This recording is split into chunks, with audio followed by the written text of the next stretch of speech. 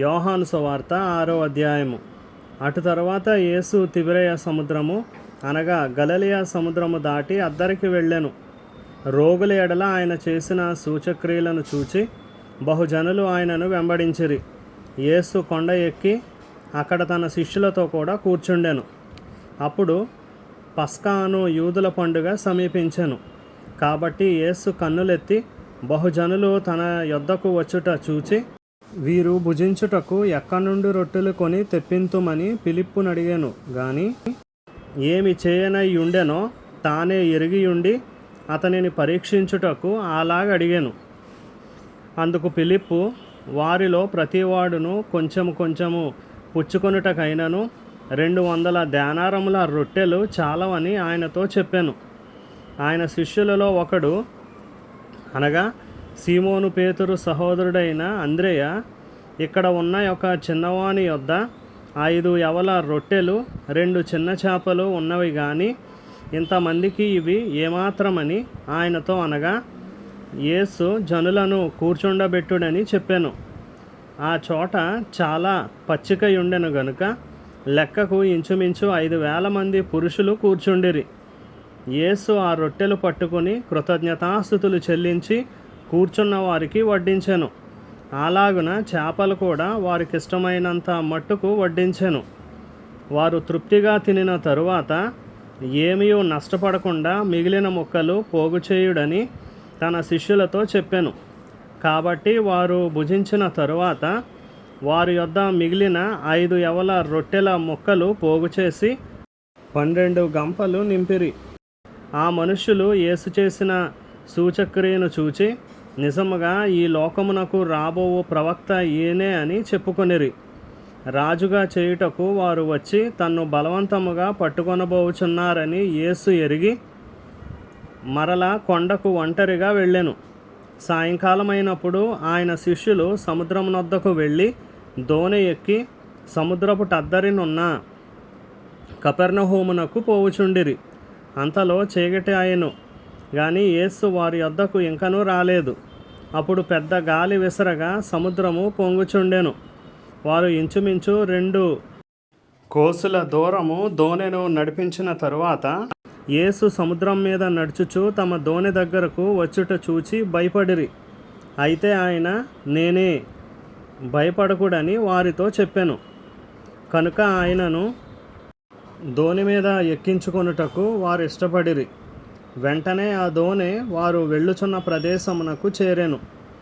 మరునాడు సముద్రపు టద్దరిని నిలిచియున్న జనసమూహము వచ్చి చూడగా ఒక చిన్న దోణి తప్ప అక్కడ మరి ఒకటి లేదనియు, యేసు తన శిష్యులతో కూడా దోణి ఎక్కలేదు గాని ఆయన శిష్యులు మాత్రమే వెళ్ళిరనియు తెలుసుకొనిరి. అయితే ప్రభువు కృతజ్ఞతాస్తుతులు చెల్లించినప్పుడు వారు రొట్టె భుజించిన చోటునకు దగ్గరనున్న తిబెరయ నుండి వేరే చిన్న దోణెలు వచ్చెను. కాబట్టి యేసును ఆయన శిష్యులను అక్కడ లేకపోవుట జనసమూహము చూచినప్పుడు వారు ఆ చిన్న దోణెలెక్కి యేసును వెదకుచు కపెర్నహూమునకు వచ్చిరి.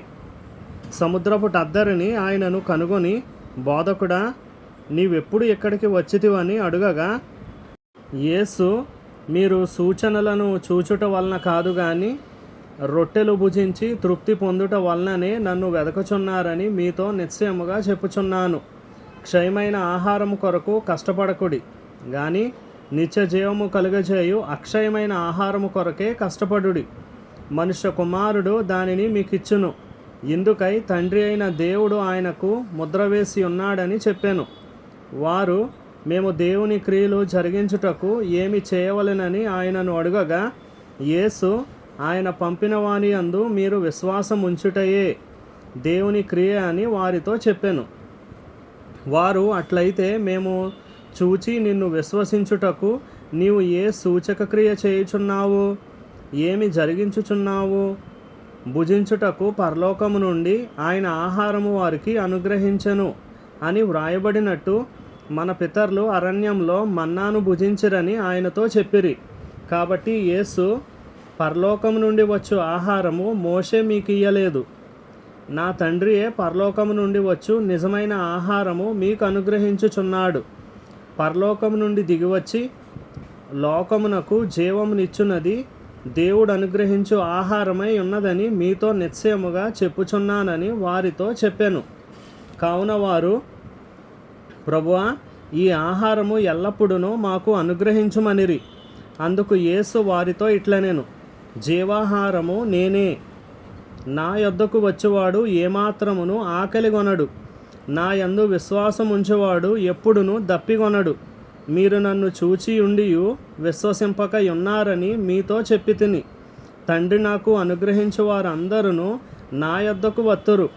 నా యొద్దకు వచ్చువానిని నేనెంత మాత్రమును బయటికి త్రోసివేయను.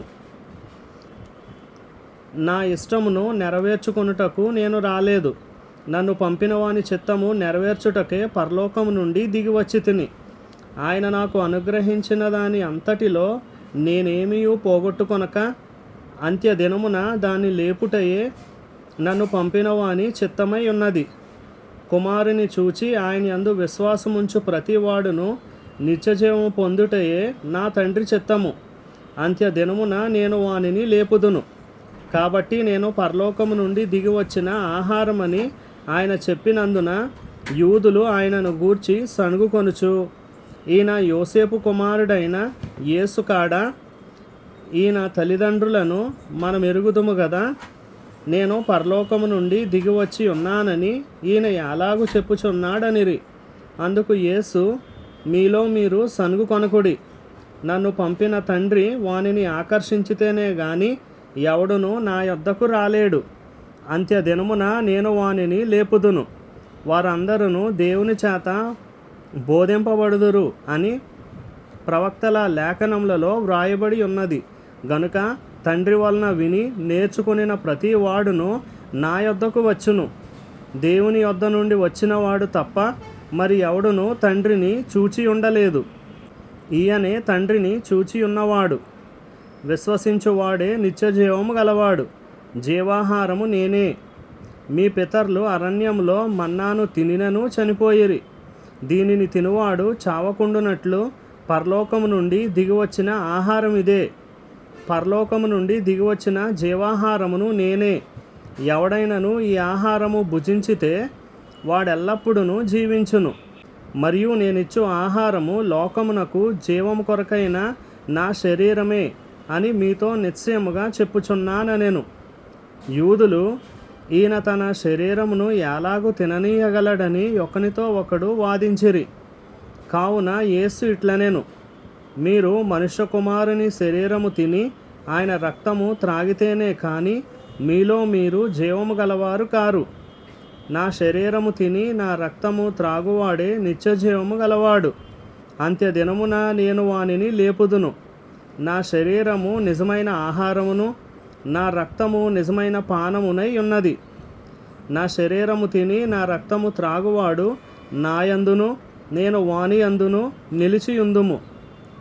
జీవము గల తండ్రి నన్ను పంపెను గనుక నేను తండ్రి మూలముగా జీవించుచున్నట్టే నన్ను తినువాడును నా మూలముగా జీవించును. ఇదే పరలోకము నుండి దిగివచ్చిన ఆహారము. పితరులు మన్నాను తినియు చనిపోయినట్టు కాదు. ఈ ఆహారము తినువాడు ఎల్లప్పుడూ జీవించునని నిశ్చయముగా మీతో చెప్పుచున్నానెను. ఆయన కపెర్నహూములో బోధించుచు సమాజ మందిరంలో ఈ మాటలు చెప్పెను. ఆయన శిష్యులలో అనేకులు ఈ మాట విని, ఇది కఠినమైన మాట, ఇది ఎవడు వినగలడని చెప్పుకొనిరి. యేసు తన శిష్యులు దీనిని గూర్చి సనుగుకొనుచున్నారని తనకు తానే ఎరిగి వారితో ఇట్లనెను, దీనివల్ల మీరు అభ్యంతరపడుచున్నారా? అలాగైతే మనుష్య కుమారుడు మునుపున్న చోటునకు ఎక్కుట మీరు చూచిన ఎడల ఏమందురు?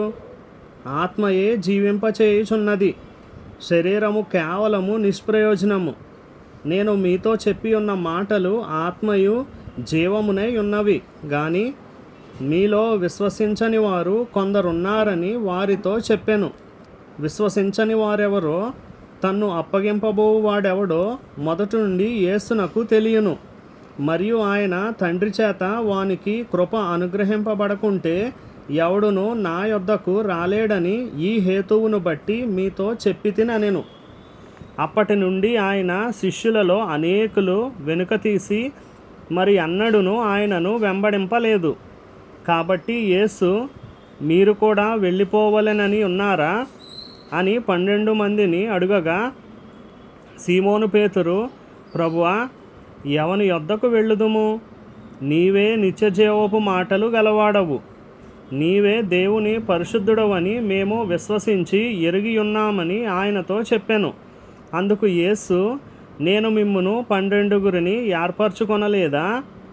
మీలో ఒకడు సాతాను అని వారితో చెప్పెను.